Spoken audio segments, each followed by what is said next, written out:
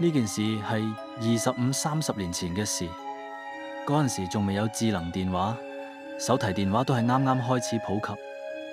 我同朋友阿龍喺京都4條河園丁嘅麥當勞吹水，吹到差唔多半夜，準備走嗰陣，阿龍就話：喂，我有啲嘢想同你傾下。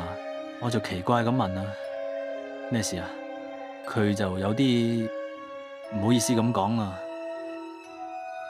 其實呢，最近我唔喺屋企嘅時候，我阿媽打電話嚟我屋企，但係有個唔識嘅女人接咗電話。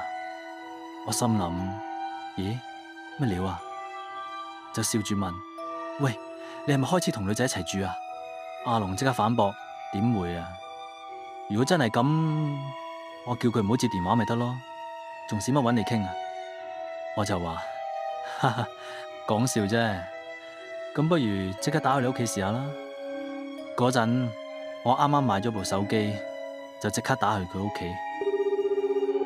電話響咗幾下，跟住就好正常咁駁咗去錄音機。我就玩嘢咁講：喂喂，呢度唔係阿龍屋企咩？你係邊個啊？阿龍見到我咁演戲，仲嚇到呆咗，我就笑到好開心。我仲補一句：講笑啫，真係駁咗錄音機啦。點知突然咔嚓一聲，有人接咗電話。喂，竟然真係有個女人出聲，我即刻成身血都涼晒，急急腳 cut 咗線，然後同阿龍講：真係有女人接電話，快啲返你屋企睇下啦！我哋兩個就衝返去佢嗰度，到咗佢屋企，開咗門，入邊乜人都冇，但係呢個衣櫃嚟嗰度就覺得好唔舒服嘅感覺。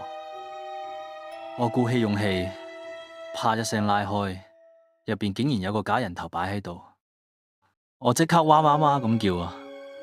咁叫成個人坐咗落地下，指住個假人頭大叫：呢個係咩啊？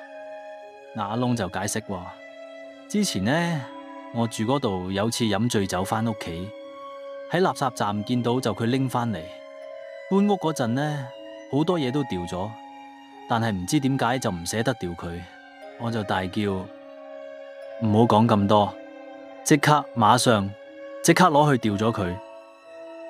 阿龍雖然有啲唔捨得，但係都將個假人頭塞入黑色垃圾袋，半夜拎出去掉咗。自此之後，佢屋企電話再冇女人接聽過。